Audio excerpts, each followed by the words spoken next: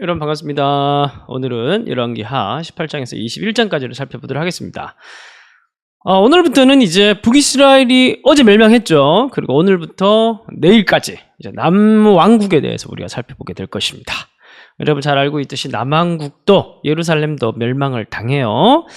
사실 오랜 기간 동안에 좀 버팁니다. 그 버티는 이야기가 이제 오늘과 내일 본문까지 살펴보게 될 텐데 굉장히 전무후무할 정도로 아주 위대한 왕이 나오기도 하고, 요시야 왕 같은, 또 전무후무할 정도로 아주 최악의 왕이 나오기도 합니다. 이 기간 동안에 그 므낫세라고, 그 유명한 므낫세라고. 그런데 이 므낫세를 낳은 사람이 누구냐면 히스기야예요.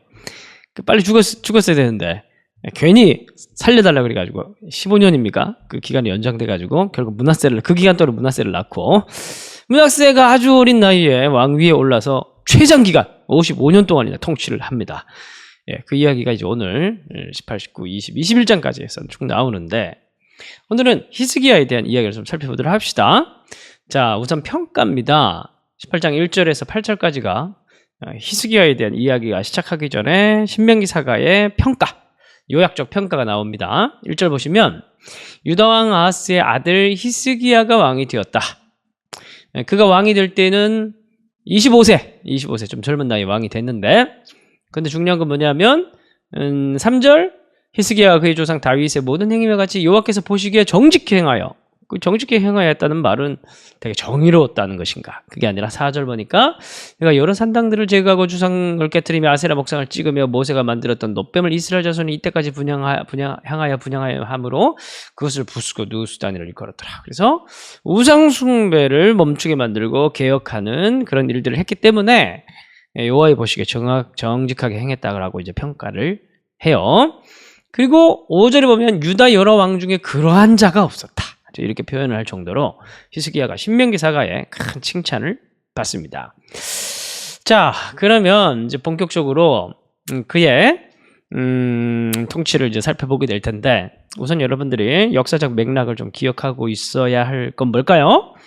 어제 북이스라엘이 멸망당했던 게 누구에 의해서 멸망을 당했습니까? 바로 아시리아에 의해서 멸망을 당했어요. 그러면은 남유다 입장에서는 이제 북이스라엘이 멸망당하고 사라졌으니까 경계가 사라진 거예요. 그죠? 그러니까 중간에 완충지대가 사라진 거예요. 아시리아가 이렇게 넘어와서 쳐들어오고 있고, 여기에 북이스라엘이 있고 남유다가 있었으니까 완충지대가 사라진 거예요. 바로 다이렉트로 이제 아시리아의 위협에 놓여 있는 그런 상황이 된 거예요. 그런 상황을 염두에 두시고 9절 보시면 히스기야 왕이 통치하게 된 4년에 호세아 제7년 아수르의 왕 살만에셀이 사마리아로 올라와서 에워쌌더라. 그러니까 히스기야가 왕으로 통치하고 있던 초기에 뭘 본 거예요? 사마리아 공성전을 본 겁니다. 몇 년간 진행됐어요? 3년간 진행된 거예요. 그리고 이제 에워쌌고 10절 보니까 3년 후에 그 성읍이 함락되는 과정을 다 본 거예요. 히스기야 왕의 제6년이고 이스라엘 왕 호세아의 제9년에 사마리아가 함락되매, 그리고 이제 11절에 끌려간 이야기, 그렇게 얘기를 합니다. 그러니까 히스기야 왕은 초기에 사마리아 공성전, 그리고 사마리아가 함락되는 과정까지 다 보게 된 겁니다. 그래서 13절 보면 히스기야 왕 몇 년이라고 합니까? 14년이라고 합니다. 그러니까 제4년부터 해서 사마리아 공성전을 받고 14년이라고 하니까 사마리아 공성전이 시작되고 난 이후로 기준으로 해서는 이제 10년 정도, 3년 진행됐으니까 대충 한 7년 정도. 그렇게 이제 아시리아가 어떻게 북이스라엘을 다루는지, 끔찍하게 다루는지를 가까이서 살펴보게 된 거예요. 그럼 히스기야가 무슨 생각을 하겠습니까? 히스기야가 할 수 있는 선택지는 두 가지 중에 하나입니다. 아시리아에 조공을 바치면서 목숨을 연명하든지, 하나는 결사항전을 하든지, 그런 거 아니겠습니까? 그러니까 완충지대가 사라지는 시간이 대충 한 길게는 10년, 짧게는 한 7년 정도, 6년 정도 걸리니까 이 기간 동안에 히스기야가 뭘 했냐면 결사항전을 벌이기 위한 준비를 합니다. 그러니까 이제 사마리아가 3년 동안 공성전을 하는 건데, 그때 당시에 수비 형태죠. 그러니까 이 수비를 잘 하기 위해서는 물이 필요해요. 오랜 기간 동안 공성전을 하려면 막 결국 버티면은 안에서 굶어 죽든지 뭐 아니면은 어떻게 해서든지 성벽을 허무들지 그렇게 하는데, 결국 이거 잘 안 되면은 밖에서 쳐들어온 군사들이 다시 돌아가야 되는 거예요. 잘 지키기만 해도 할 수 있는 겁니다. 그래서 국리를 한 게 뭐냐면 터널을 뚫는 거예요. 그래서 여러분들이 성지순례 가보면 히스기야 터널 반드시 가게 되는데 진짜 어마어마한 긴 길입니다. 500m가 넘습니다. 그런 긴 길이를 아주 깊게 땅 밑으로 해가지고 파가지고 예루살렘까지 중앙으로 이제 들어오게 만들어놨어요. 실로암 연못을 통해가지고. 그리고 이제 그것뿐만 아니라 요새화시킵니다. 예루살렘을 요새화시키고 라기스라는 성읍을 또한 요새화시킵니다. 그래서 이제 토목공사를 많이 해요. 그렇게 해서 이제 14년을 맞이했어요.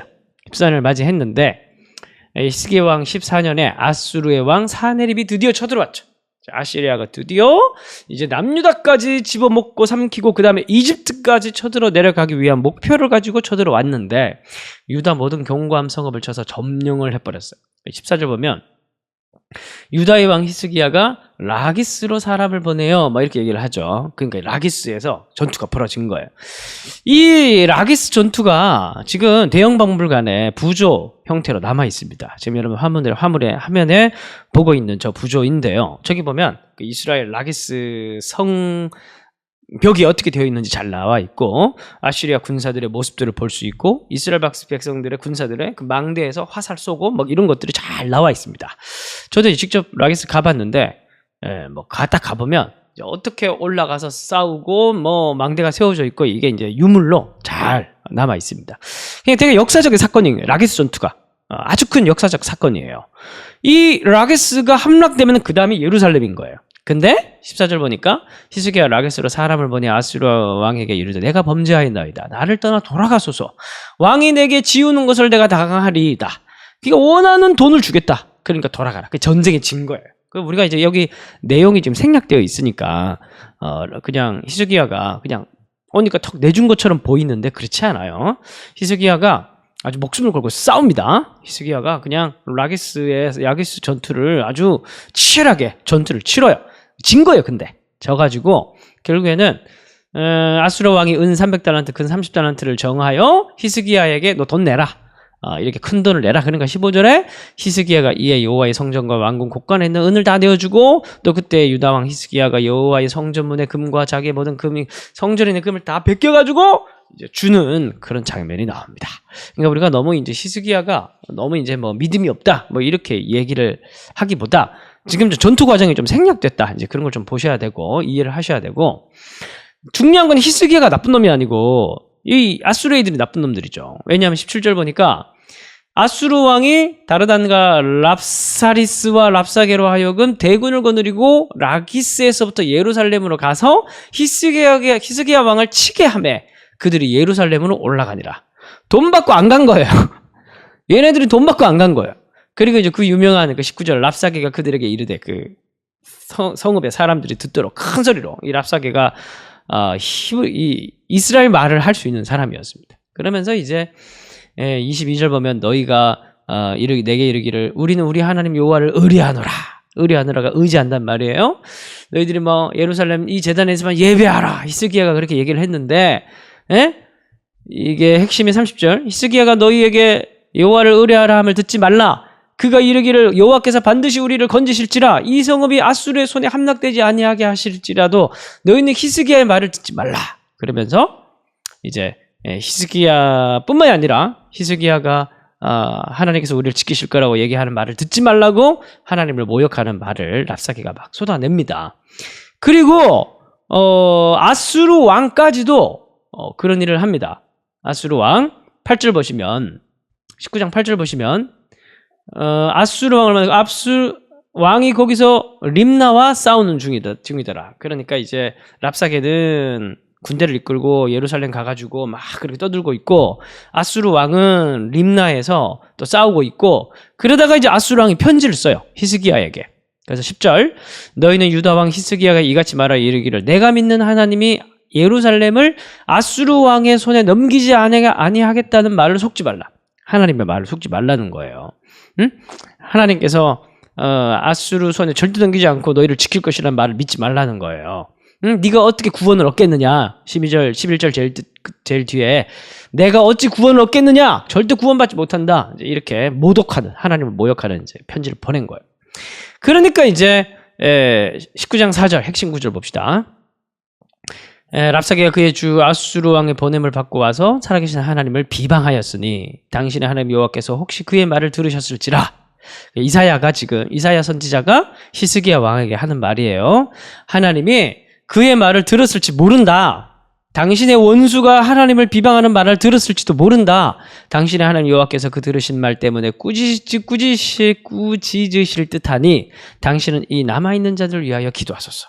너무 걱정하지 말라는 거예요. 그러니까 히스기야 너는 막 너무 걱정하지 말고 성전 지금 금까지 다 뺏겨가지고 줬는데 쟤들이 안 돌아가고 군대를 끌고 지금 예루살렘 쳐들어오고 있고 또 다른 군대는 저기 림나도 이제 쳐부시면서 곧 이제 합류해가지고 예루살렘이 함락될 것 같은 그런 위기에 처해 있는 거예요. 근데 함락되면 어떻게 되냐면은 얼마 전에 봤던 통치 초기에 봤던 사마리아 성에서 벌어진 그런 어마무시한 공포스러운 야만적인 상황이 예루살렘에도 벌어지고 자기도 이제 목 잘려서 효수되거나 아니면 눈 뽑혀가지고 끌려가거나 그렇게 될 거란 말이에요.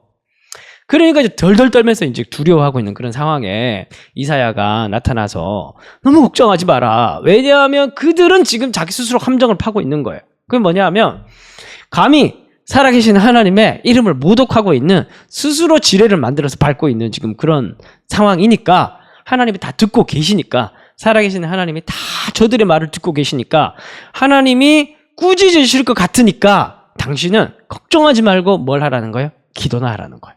예. 그게 사실 이게 어떻게 보면 되게 기도합시다. 이렇게 하면 어떻게 보면 우리가 되게 막 어렵고 힘든 상황인데 그러면 집사님 우리 같이 기도합시다. 그러면 아니 뭔 기도입니까? 지금 힘들어 죽겠는데 막 이렇게 생각할 수 있잖아요. 그렇죠? 근데 사실 어쩌면 정말 우리가 우리의 힘으로 아무것도 할 수 없을 때 정말 무언가를 인간적인 구원과 방법이나 이런 계획들을 통해서 전혀 이 문제를 해결할 수 없는 상황, 그럴 때가 정말 기도할 때입니다. 사실은 동서남북 다 막혔을 때. 여러분 동서남북 다 막히면 어딜 봐야 됩니까? 하늘을 봐야죠. 동서남북 다 막혔으면 그러니까 하늘을 봐야 되는 건 아닙니까? 하늘을 보라는 거예요. 이사야 선지자가 하는 말이 하늘을 보라는 거예요. 그래서 이 말을 들어요. 히스기야가. 그래서 그 유명한 히스기야 기도가 여기서 나오는 겁니다. 14절부터 해서 19절까지인데 먼저 하나님을 찬양합니다. 하나님은 홀로 하나님이십니다. 15절. 주께서 천지를 만드셨습니다. 16절에 그리고 그 다음에 본론으로 들어가서 호소를 하는 거예요. 현실. 하나님 눈을 떠서 보십시오. 지금 이렇게 하나님을 비방하고 있습니다. 그리고 이제 17절부터 이제 구체적인 얘기를 하는 거죠. 그들의 신은 신들이 아닙니다. 아니, 아시리아 왕들이 지금까지 정복했던 그 민족의 땅들은 다 우상들이지 않습니까? 그러니까 진 거 아닙니까? 그리고 19절에 우리 하나님 여호와는 절대 그렇지 않을 줄 믿습니다. 우리를 구원하실 줄 믿습니다. 천하만국의 여호와가 홀로 하나님인 이신 줄을 알게 될 것입니다. 막 이렇게 기도를 마칩니다. 이게 지금 히스기야가 되게 하나님 자존심 긁고 있는 거죠. 그러니까 지금 만약에 유다가 멸망하게 되면 아시리아 손에 넘어가게 되면은 이제 하나님도 우상같이 된다는 말이에요. 저희들이 믿는 멸망당한 민족들은 그들이 믿고 있는 신들은 우상이기 때문에 멸망당한 거 아니겠습니까? 그런데 우리를 지키시는 하나님은 살아계신 분 아닙니까? 근데 어떻게 멸망하겠습니까? 어떻게 우리가 지겠습니까? 우리가 지면 하나님이 우상인 거죠. 이런 결론으로 끌고 가는 그런 아주 약간 선을 왔다 갔다 하는 그런 기도를 지금 히스기야가 하고 있는 거예요. 정말 동서남북이 여러분들이 막혀 있다면 여러분들이 할 것은 하늘을 바라보는 것밖에 없습니다. 오늘 여러분들이 걱정들을 가지고 하나님께 나와서 기도하는 그런 하루가 되시기를 바랍니다. 제가 기도하겠습니다. 하나님, 정말 동서남북이 다 막혀 있다면 우리가 쳐다봐야 될 곳은 하늘밖에 없음을 다시 한번 고백합니다. 히스기야처럼 자신의 절박한 상황들을 현실 그대로의 민낯을 가지고 하나님의 앞에 나갈 수 있도록, 성전 앞에 나갈 수 있도록 우리를 인도해 주시고 정말 담대함으로 그렇게 하나님께 가감없이 다 그대로 올려드리며 하나님의 처분을 맡기고 기다리는 우리가 될 수 있도록 인도하여 주옵소서. 아무것도 안 하는 것보다 그 무엇보다 우리가 정말 기도하는 것이 가장 큰 유익이고 가장 큰 해결 책임을 우리가 잘 알고 있으니 늘 기도로서 모든 문제를 해결함 받는 우리가 될 수 있도록 인도하여 주옵소서. 예수님 이름으로 기도합니다.